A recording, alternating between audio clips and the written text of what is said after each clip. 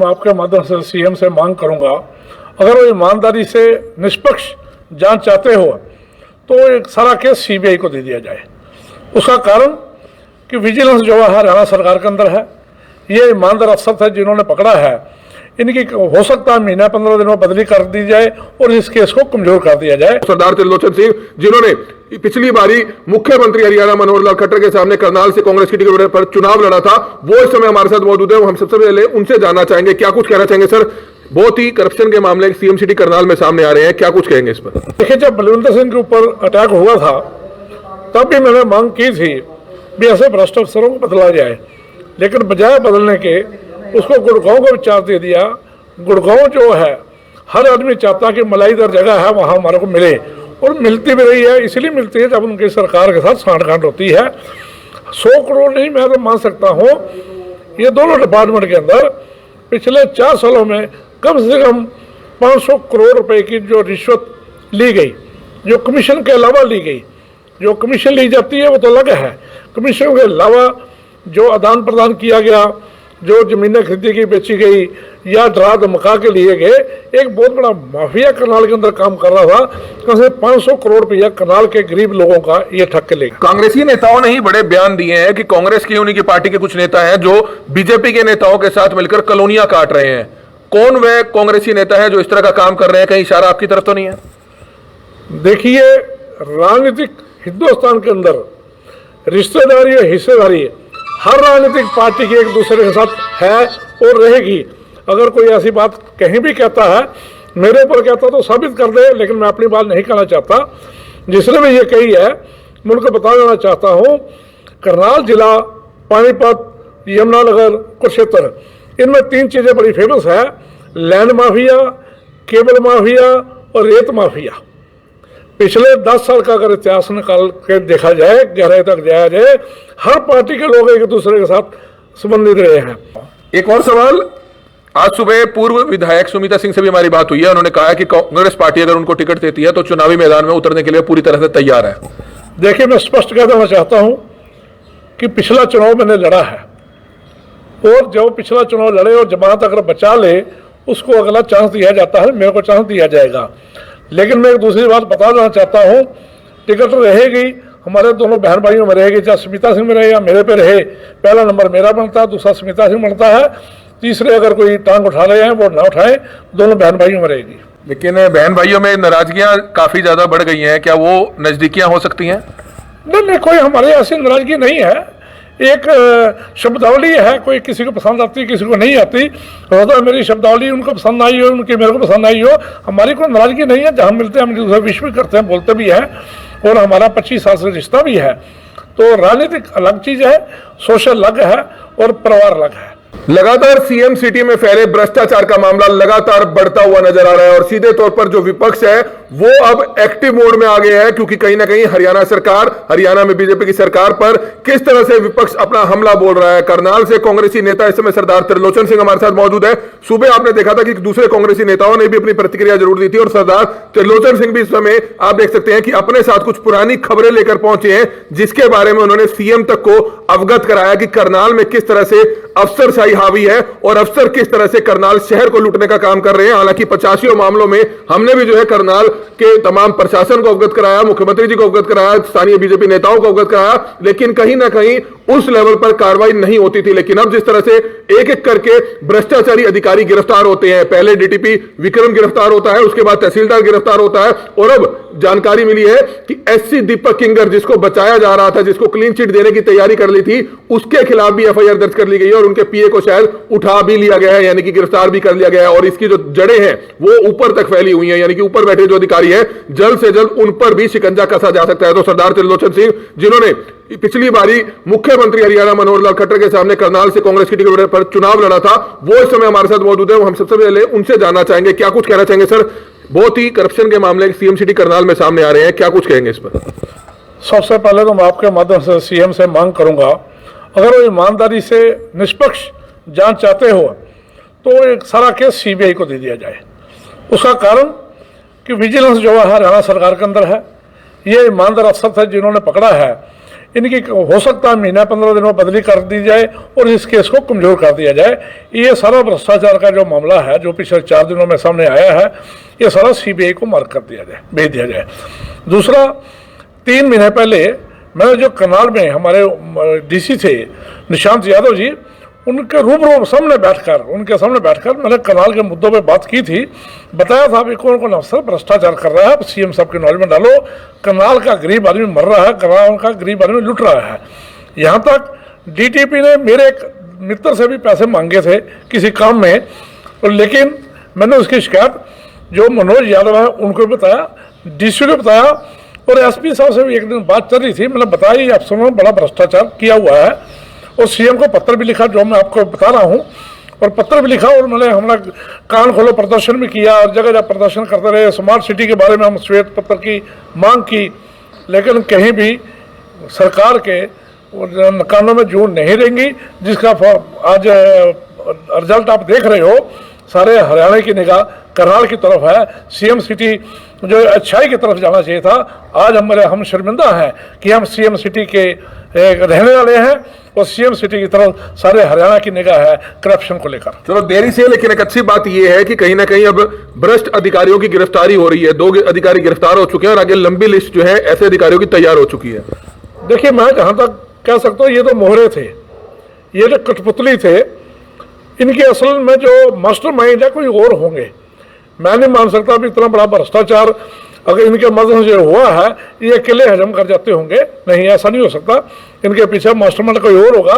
अगर तय तक जाना है, मुख्यमंत्री अपने ईमानदारी का सबूत देना चाहते हैं तो तय तक जाए, और जो असली मास्टरमाइंड है जो चंडीगढ़ वगैरह में बैठे हुए होंगे या दिल्ली बैठे होंगे, वहां तक उनको पहुंचना पड़ेगा। कहीं 100 करोड़ का मामला बताया जा रहा है, रिश्वतखोरी का मामला, क्योंकि 4 साल से DTP करनाल थे, उनके साथ साथ उनको गुरुग्राम का चार्ज भी दे रखा था। ऐसी क्या खासियत थी उनमें जो उनको इतनी ज्यादा पावर दे रखी थी कि उनके सामने कोई भी कुछ नहीं बोलता था, और लगातार वो अवैध कॉलोनियां बताकर लोगों के घर तोड़ते हुए नजर आ रहे थे। तहसीलदार करनाल 5 से 6 साल से यहां पर थे, उनके ऊपर आज तक कोई कार्रवाई नहीं हुई, जबकि कई बार उन पर भी आरोप लगे हैं। देखिए, जब बलविंदर सिंह के ऊपर अटैक हुआ था तब भी मैंने मांग की थी भी ऐसे भ्रष्ट अफसरों को बदला जाए, लेकिन बजाय बदलने के उसको गुड़गांव को विचार दे दिया। गुड़गांव जो है हर आदमी चाहता कि मलाईदार जगह है वहाँ हमारे को मिले, और मिलती भी रही है। इसलिए मिलती है जब उनकी सरकार के साथ सांठगांठ होती है। 100 करोड़ नहीं, मैं तो मान सकता हूँ ये दोनों डिपार्टमेंट के अंदर पिछले 4 सालों में कम से कम 500 करोड़ रुपए की जो रिश्वत ली गई, जो कमीशन के अलावा ली गई। जो कमीशन ली जाती है वो तो अलग है, कमीशन के अलावा जो आदान प्रदान किया गया, जो जमीनें खरीदी गई, बेची गई, या डरा धमका के लिए गए, एक बहुत बड़ा माफिया करनाल के अंदर काम कर रहा था। कम से 500 करोड़ रुपया करनाल के गरीब लोगों का ये ठग के ले गया। कांग्रेसी नेताओं ने ही बड़े बयान दिए हैं कि कांग्रेस की उन्हीं की पार्टी के कुछ नेता हैं जो बीजेपी के नेताओं के साथ मिलकर कॉलोनियां काट रहे हैं। कौन वह कांग्रेसी नेता है जो इस तरह का काम कर रहे हैं? कहीं इशारा आपकी तरफ तो नहीं है?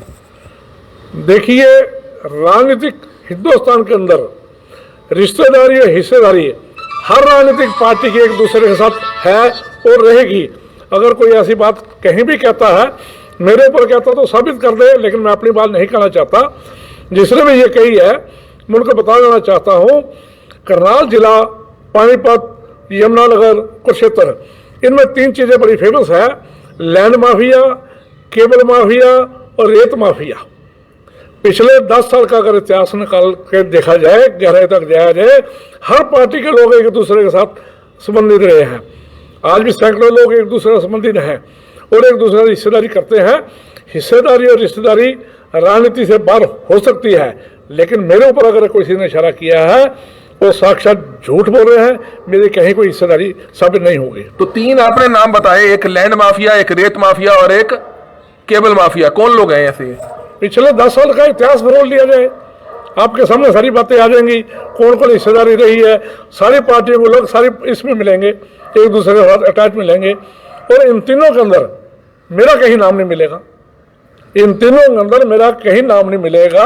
मैंने अगर कोई सौदा लिया भी है, जेन्युइन सौदा लिया है, रजिस्ट्री कराई है, 1 नंबर में लिया है, और 1 नंबर में आकर रजिस्ट्री करा के भेज दिया। ना एनओसी ली तो ना एलओसी वगैरह, जो कोई भी कागजात ऐसे नहीं लिए जिसमें मेरे को रिश्वत देनी पड़ी हो या रिश्वत कोई गलत काम किया गया हो। शायद मिठाई का डिब्बा उनकी आंखों के सामने बार बार आ रहा होगा, जो आपने मुख्यमंत्री के लिए लेकर गए थे, हालांकि उसका आपने वक्त रखा था कि आप उसका जो है उसको लेके नहीं गए थे, वो कोई और जो है व्यक्ति लेकर आया था मिठाई का डब्बा। शायद मिठाई के डिब्बे को लेकर उनके मन में कोई संशय होगा। देखिए, जो मिठाई का डब्बा था किसी ने खोल के नहीं देखा। हो सकता है मिठाई के डब्बे के अंदर ही ये सारे कागजात हों जिसमें इतना बड़ा स्कैंडल निकल के आया है। ना तो सीएम साहब ने खोला, ना मेरे के साथ के किसी साथी ने खोला, ना किसी ने मिठाई खाई। हो सकता है मिठाई के डब्बे के अंदर ही कागजात हो जिसमें सारा ये छिपा हुआ हो। लेकिन बीजेपी के नेताओं ने तो कहा कि सभी को मिठाई वहां खिलाई गई मुख्यमंत्री जी की तरफ से।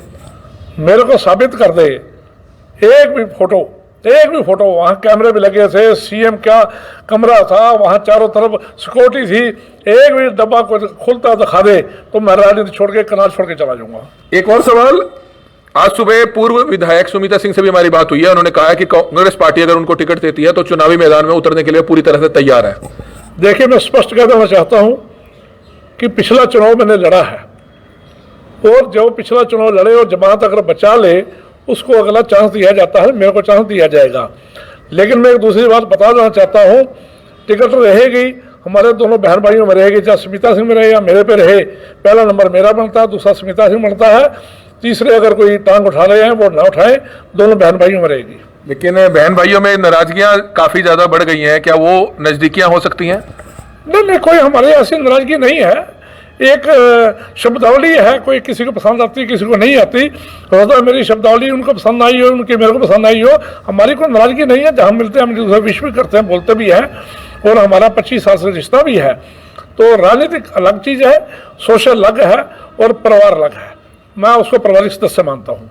तो एक और उम्मीदवार है जिन्होंने पहले भी चुनाव लड़ा था, नरवाल जी हैं यहाँ से, सुरेंद्र नरवाल जी, उन्होंने भी चुनाव लड़ा है, तो कहीं ना कहीं वो भी उम्मीदवार बनते हैं, क्योंकि जब एक समय था किसी ने टिकट नहीं ली थी तो उनको भी यहाँ से चुनावी मैदान में उतार दिया गया था।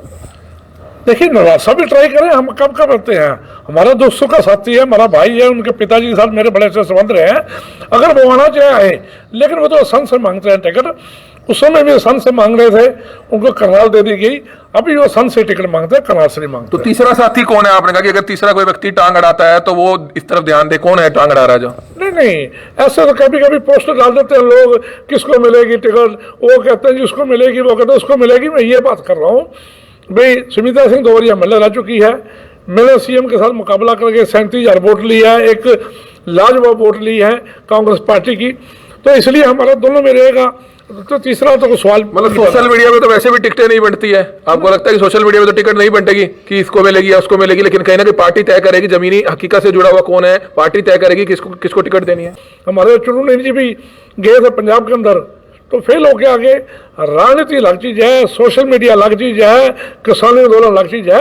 हर मुद्दे अलग अलग होते हैं। हर आदमी को हर साइज का जूता नहीं डाला जा सकता, हर साइज को उनके कपड़े नहीं डाले जाते। हर एक आदमी का साइज अलग अलग होता है, उस हिसाब से चलना चाहिए जिस वो दिशा में चल रहा है। तो बिल्कुल एक सही बात जरूर करी है कि किस तरह से, लेकिन इन्होंने ये जरूर साफ कर दिया है कि टिकट मिलेगी तो बहन भाई को मिलेगी। बहन यानी कि पूर्व विधायक सुमिता सिंह और भाई यानी सरदार त्रिलोचन सिंह। तीसरा आदमी कौन टांग अड़ाएगा वो आने वाला समय ही बता पाएगा, लेकिन निश्चित तौर पर करप्शन मामले को लेकर सरदार त्रिलोचन सिंह एक बार फिर से तीखे मूड पर नजर आए हैं। एक बार दोबारा से उनसे बातचीत जरूर करना चाहेंगे। आपको क्या लगता है कि इस मामले में जो अधिकारी पकड़े गए हैं, आगे और भी लोगों की, और भी अधिकारियों की गिरफ्तारी हो सकती है? क्योंकि जानकारी मिल रही है कि शायद जो पूर्व में रहे या जो तत्कालीन डीसी रहे उन तक का नाम सामने आ रहा है।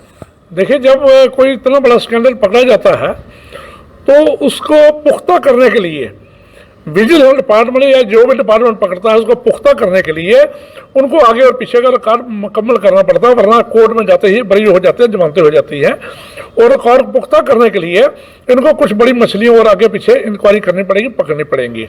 नंबर 1। नंबर 2, ये छोटे जो नंबरदार है, कोई लिखने वाला है, कोई शिनाख्त करने वाला है, उनको ये नहीं छेड़ते। उसका कारण ये होता है कि ये केस खराब हो जाता है। अगर 500 आदमियों को चार्जशीट करके भेज देंगे 20-30 आदमी मर जाएंगे, कर जाए, केस खत्म हो जाएगा।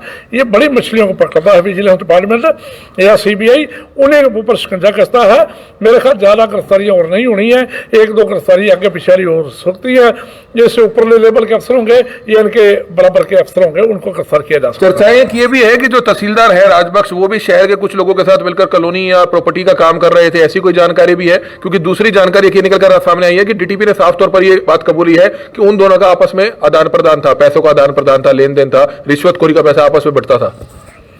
देखिए, ना तो मैं कभी तहसीलदार के ऑफिस में गया, ना कभी घर पे गया। 1-2 लोग जो गरीब लोग थे, जिनके रजिस्टर में रुकावट आती थी, उनके लिए फ़ोन जरूर मैंने किया। तो इसलिए DTP ने जो कहा वो पुख्ता होगा तभी कहा।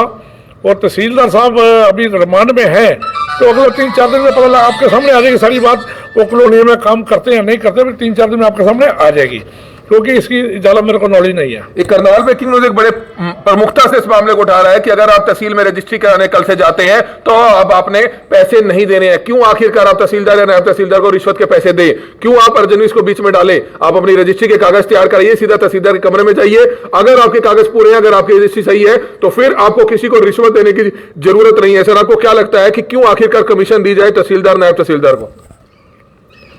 देखिए, रिश्वत नहीं देनी चाहिए, ये आपकी बात पुख्ता है, लेकिन लोग देने के काबिल हो चुके हैं। वो बिना पैसा अगर नहीं दियो तो सोचता हमारा काम नहीं हो रहा।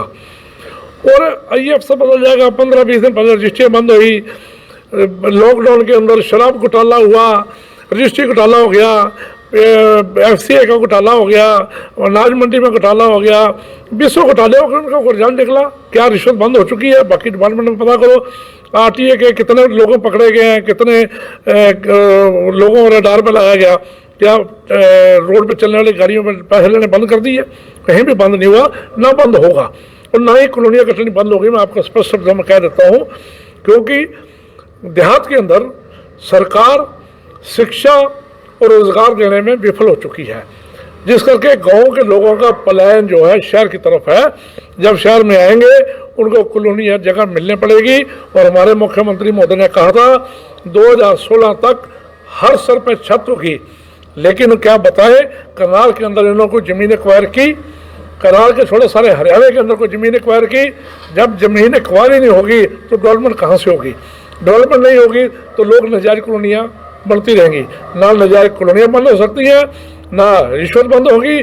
मैं प्रयास कर लूँ, शीत आजम भगत से प्रयास करते रहे, गुलाम देश को आज़ाद करा दिया, लेकिन आज फिर हमारा देश गुलामी की तरफ बढ़ रहा है। चाहे वो रिश्वत की गुलामी हो, चाहे भाई भाई को लड़ाने की गुलामी हो, चाहे भ्रष्टाचार की गुलामी हो, हमारा देश फिर गुलाम हो रहा है। तो बिल्कुल कहीं ना कहीं इस तरफ ध्यान देने की जरूरत है। एक अंतिम सवाल जो है सरदार त्रिलोचन सिंह कांग्रेसी नेता से पूछना चाहेंगे। त्रिलोचन जी, क्या कहना चाहेंगे? और आज हर आदमी नेता है, हर आदमी अपने आप को MLA समझता है, हर आदमी सांसद समझता है, सभी चुनाव लड़ना चाहते हैं। ऐसा ही कुछ कांग्रेस में भी है शायद, जिसके चलते करनाल में कांग्रेसी नेता एक दूसरे की टांग खींचने में लगे हुए हैं कि वो चुनाव ना लड़े, मैं चुनाव ना लड़ूं। इससे लगता है कि कांग्रेस में फूट पड़ेगी और कांग्रेस कहीं ना कहीं पिछड़ती हुई नजर आएगी। इसी का नतीजा है कि 5 राज्यों में से किसी एक राज्य में भी कांग्रेस की सरकार नहीं बनी।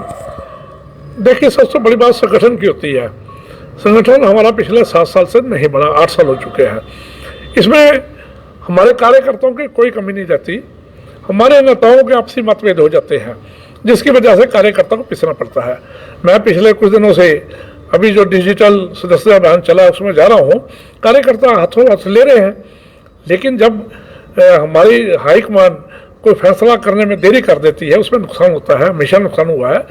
पंजाब के अंदर भी फैसला करने से पहले सोचा नहीं गया, तो जिसकी वजह से नुकसान हुआ है।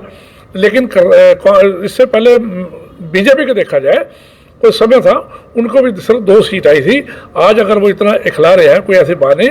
कांग्रेस एक वो पार्टी है जो कभी ना खत्म हुई है ना हो सकती है। आने वाला जो समय है, लोग समझ रहे हैं कि कांग्रेस पार्टी ही सत्ता चला सकती है और 36 बरादरी को साथ लेकर चल सकती है। इसलिए हरियाणा के अंदर भूपेंद्र सिंह हुड्डा जी के नेतृत्व में दोबारा हरियाणा में कांग्रेस सरकार बने। लेकिन एक दूसरे पर अगर जिला लेवल पर भी अगर कांग्रेसी नेता एक दूसरे पर कीचड़ उछालेंगे तो कैसे आपको लगता है कि सरकार बनेगी आपकी? मेरे को नहीं लगता किसी ने कीचड़ उछाला हो। करनाल जिले में हम सब प्रदर्शन जब करते हैं, इकट्ठे हो जाते हैं। अभी मैं शमशेर सिंह गोगी को बुलाता हूँ, वो भी आ जाते हैं। वरुण राठौर को बुलाता हूँ, वो भी आते हैं। मेरे को कन्वीनर बना रखा, जब हमने इकट्ठा करना तो वो कर लेते हैं।